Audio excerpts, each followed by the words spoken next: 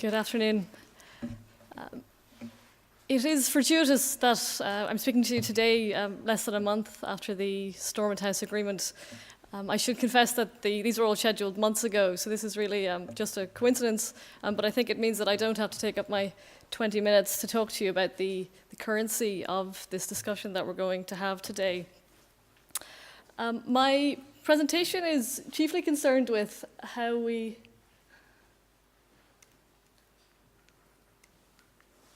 Sorry, we haven't quite sprung to these at Ulster yet. It's chiefly concerned, I suppose, with how we might make the most of the opportunities that are now presented with Stormont House in terms of integrating a gender perspective into dealing with the past. So the presentation today will speak to what I identify as some of the gender deficiencies in prevailing approaches to dealing with the past here within the jurisdiction. I'll speak in more detail then on some international and comparative and also some local civil society practice that I think might offer us something as we try to sort of find a way to do this better. And I'll conclude with a very brief reference to some international standards and obligations that may also be useful as we have this conversation. So in terms, I'm sorry about how small it's an eye test, apologies.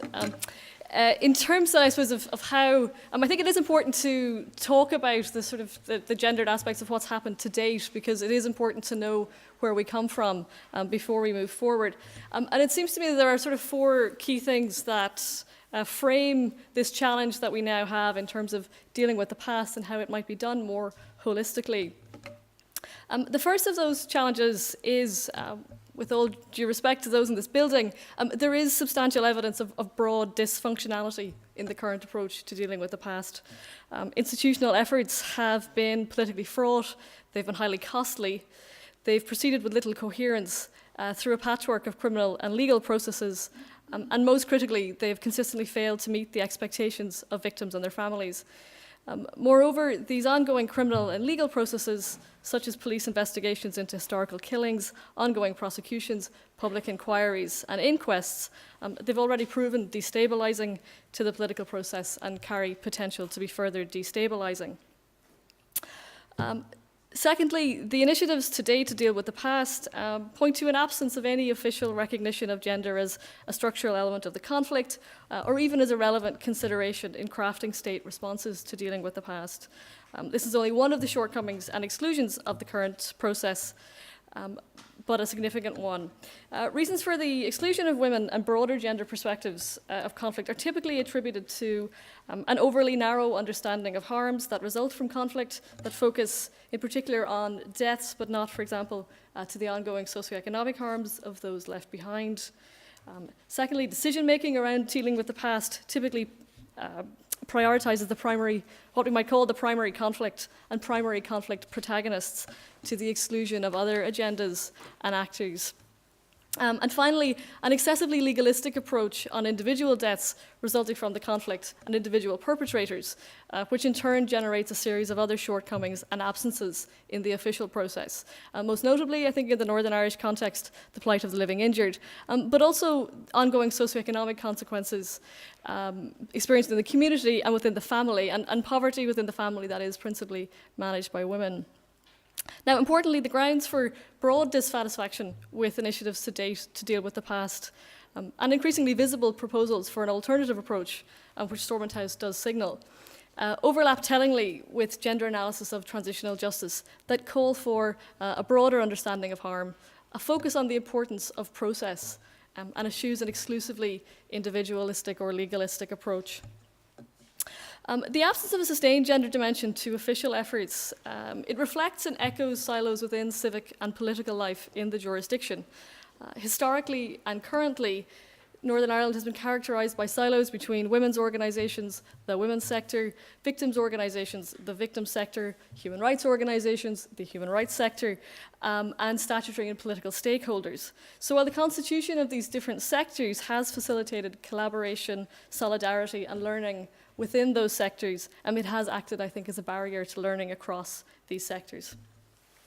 And also, as a final framing comment, there is significant scholarly activity on gender and dealing with the past, much of it happening in the north, being led by colleagues of mine at the TJI. But where scholars have struggled to date is to translate theorized critique into concrete strategies for meaningful enhancement of that practice. And that is where today's presentation hopes to make some constructive interventions. In the presentation, gender functions as a useful shorthand for thinking about and for asking questions about whether certain processes and mechanisms to deal with the past are particularly receptive to the inclusion of both women and men, or whether they privilege the inclusion of one group over another. Whether certain processes and mechanisms recognize and acknowledge harms and conflict legacy needs experienced by men and women, boys and girls, or whether they privilege a particular gender group. And whether certain processes and mechanisms integrate an understanding not just how political and ethnic identities determined conflict and legacy needs, but also how gender determined one's experience of conflict and legacy needs. The presentation operates not just with an understanding of gender as important to how we understand and think about dealing with the past, but also with a commitment to gender equality through dealing with the past. At a minimum, processes to deal with the past must do no harm. They must do nothing to exacerbate existing gender inequalities. And ideally, they should function as a vehicle to advance gender equality. So 3 useful indicators for the effective integration of gender into any process to deal with the past, which I propose, is a focus on the inclusion of both women and men in relevant decision-making and mechanisms. Secondly, the recognition of gender-specific harms experienced by men, women, boys, and girls in processes and mechanisms. And finally, the acknowledgement of gender inequality and unequal gender relations in both the causes and consequences of conflict and any subsequent effort to deal with the conflict legacy. So one example from Northern Ireland that illustrates the ways in which gender analysis can enrich our understanding of dealing with the past and contribute to better policy responses concerns the gender profile of the victim sector. And here I draw on work conducted by our own Michael Potter. It's an example that I like to use. The victim sector has a distinctively female composition in terms of workers, volunteers, and clients. Further, women are in decision-making positions in these organizations. Indeed, in Michael's own review of the victim sector 10 years ago, he concluded that a predominance of women in the victim sector suggests that victims' issues are to a certain extent gender issues. Negating the needs of victims primarily affects women. Moreover, in terms of women's involvement in the victim sector, it was found that there was a gender division in the role of groups, those being self-help groups in nature, largely being led by women, for example, WAVE and others, and those having a more political role being male-led. In short, it was found the more political it gets, the more masculine it gets. So specifically, gender analysis reveals, therefore, a gender division of labour in dealing with the past.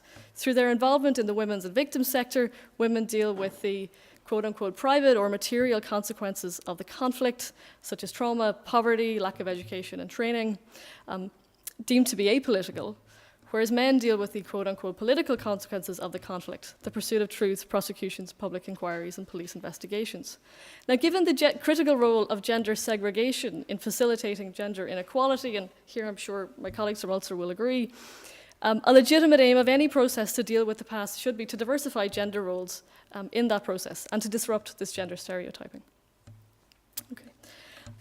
So how might we do that? Oh, I'm sorry. I'm still on my... Okay, well, the presentation will turn to how we might think about doing that. I do want to speak a little more specifically about the processes to date. As most of you will be aware, the Belfast Good Friday Agreement did not provide a process or mechanism specifically to deal with the past. It was a largely forward-looking agreement, though there was reference to victims. In its absence, what my colleague Christine Bell has called was a piecemeal and ad hoc approach has instead unfolded. Dealing with the past continues through a series of surrogate processes and institutions that I've already listed: public inquiries, police investigations, isolated prosecutions, coroner's inquests, investigations by the police ombudsman. These initiatives have been driven and heavily shaped by litigation and scrutiny from the European Court of Human Rights concerning procedural obligations on the UK from the Article 2 right to life, the duty on the state to conduct an effective investigation into conflict-related killings. Efforts to deliver criminal accountability for past harms in the North evidence, therefore, a pattern of what I would call hyper-legalization, which has been exclusionary to many and damaging more broadly to efforts for accountability for gender harms, due to the overwhelmingly male profile of those who lost their lives during the conflict. The narrow scope of the mandates of institutions involved in investigating possible criminal liability does not bode well for comprehensive understanding of harm.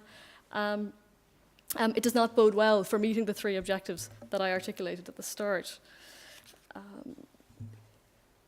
The ad hoc and piecemeal approaches unfolded has been dominant to date. Efforts to come up with a more comprehensive and less legalistic approach have, of course, emerged. They emerged initially from civil society by means of the Healing Through Remembering report. We also had, more recently, the Eames-Bradley Consultative Group, which I think quite constructively did propose a thematic investigation, which perhaps opens up some space for the consideration of more structural issues and patterns beyond an individualist approach. And that proposal around thematic investigation has continued into Stormont House. So while I would probably take issue with the themes that have been proposed to date, that is a principle that I think is useful. So to, I suppose, very summarily, identify some of the issues of that process to date, we see the physical absence or unequal presence of women from negotiations and institutions. Secondly, we've had a highly legalized and individualized process, which has delivered some dividends, but I think not enough. Thirdly, we've had a focus on those who've lost lives. We've had a clear gendered division of labour between political and material work in dealing with the conflict legacy. And finally, there's been little recognition of gender-specific conflict harms or gender as a structural factor of the conflict.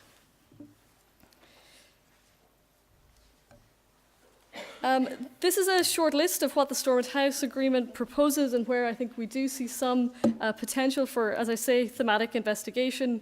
While gender has not yet been enumerated as a potential theme, it seems to me one very straightforward, constructive response that might be made. And my hope is that there will be some consensus built around that through this session and through others. There's also, uniquely, actually, the Stormont House Agreement does acknowledge, in its latter language, it acknowledges the importance of women's participation within the process. So I think that that also signals a commitment that we haven't had previously in dealing with the past, and that may provide useful capital moving forward. So how do we translate, then, this promise of Stormont House? Well, looking at international, comparative, and local civil society practice, there are, I've identified here, sort of 4 approaches that we may want to consider in thinking more carefully and thoroughly about gender. One is the enumeration of specific harms. So when mandates are being decided for these institutions that will be dealing with the past, that they would be careful to list harms that are not solely the experience of men, but that would be inclusive of both women and men. Internationally, we've seen much progress in this regard in terms of attention to things like conflict-related sexual violence. I think it's important that that conversation not end there. That is perhaps an entry point. But we also have the important issues that Monica has raised around the experience of domestic violence and how that was impacted by conflict. There's also potential to have much broader categories of harm here that might include the social and health impacts of poverty and the damage caused to individual men, women, and boys, girls by gender stereotypes. So there is potential to enumerate gender stereotypes as a harm. Secondly, thematic inquiry is something that's already, I think, on the table and something that has been used internationally in efforts to address these issues. So one example is the South African case where there were special hearings for women. And these were decided to conduct these while they were in the process of conducting the TRC, because there was a recognition that while women were testifying, they were testifying largely to their experiences of witnessing the victimhood of male relatives rather than to their own direct experiences of victimhood. The result of these hearings was a specific chapter on women. Now, this exclusive focus on women was subsequently criticised for failing to reveal the ways in which gender determined one's experience of apartheid for both women and men. By choosing to focus on women, the TRC failed to bring out gender dynamics, for example, the role of apartheid in constructing and reinforcing violent forms of masculinity, and critically opening up questions to how transition from apartheid might reimagine those forms of masculinity. So the thematic investigation of gender is an opportunity to investigate, I think, potentially questions like what was the impact of gender as a broader structural factor in conflict or political violence. Possible sub-questions could investigate what harms were experienced most routinely by women and most routinely by men. What were the circumstances that led to these different gender experiences? What role did the state play in preventing or exacerbating such harms and their gendered patterns? Did military or paramilitary status of perpetrators mean impunity? And what were the gendered patterns in harms that resulted most often in impunity? In what ways did gender shape the survival strategies of women, men, boys, and girls in the context of such harms? And how have these harms ceased in line with the cessation of conflict? To move then on to emblematic cases, which is another option that what might be considered. And in this regard, the Colombian experience, I think, is instructive. While it is by no means a perfect process, it has some innovations that may be useful. In Colombia, micro-truths have emerged from individual prosecutions, but there's also been work to supplement those micro-truths through a macro-truth group, a group on historical memory that was established as a subgroup of an overarching national commission on reconciliation and reparation. The group on historical memory is autonomous, it consists of academics, and interestingly, while its mandate was defined very narrowly by the legislation that established the group deliberately adopted a very broad interpretation of its mandate. Its progressive and integrated approach to gender has been amply demonstrated in its work to date. The group's research plan acknowledges historical memory is constructed from asymmetrical power relations, I'm quoting now, thus not all memories accede in conditions of equality to the public sphere. So early on, the group committed to an agenda of work to facilitate the recovery of historical memory from women and minority groups. Given the scale of the violence and its lengthy historical antecedents, the group has proceeded through examination of a series of emblematic cases. So recognition that they would never get to all of the harms. Instead, they focused on emblematic cases. Now, the first such case that the group considers is a town in the north of the country, Trujillo, which endured several massacres over 2 decades at the hands of state, paramilitary, and guerrilla forces. The group's report clearly worked from a premise that gender was determinative of one's experience of harm and from a commitment to reveal structural gender inequalities. Moreover, from this premise, the report quickly moved to focus on public harms of the massacres, but to expand that to deal also with ostensibly private harms experienced by women. In fact, the report adopted a perspective that challenged the very terms of its own investigation. Thus, the quote-unquote before and after of the massacres were acknowledged to be misleading terms when one considered the gender-based violence that pervaded normal life in the village. So the understanding of structural gender qualities in that group has been highly sophisticated.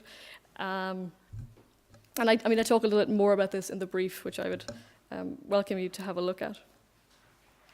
The next approach that we might think about is collective approaches, because I mentioned from the outset that what we've seen have been largely individualized processes that have individualized victims and their experiences.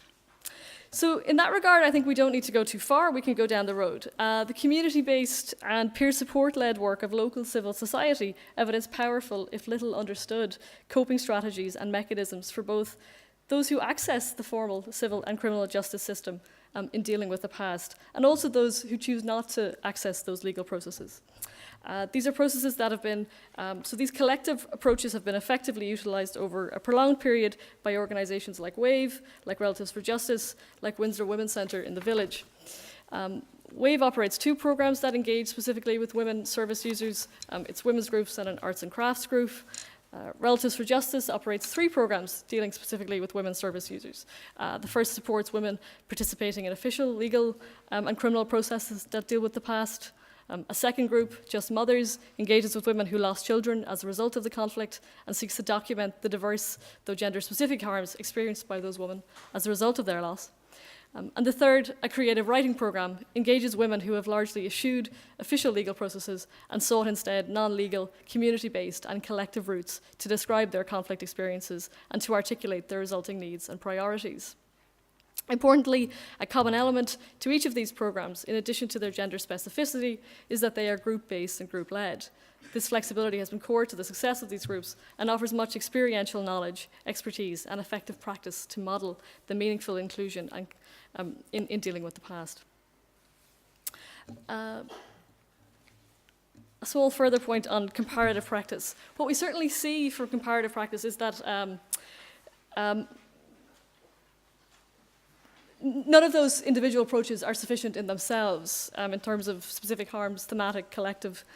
It is some knitting together of these processes and some flexibility and creativity that will get us to the objectives that we wish.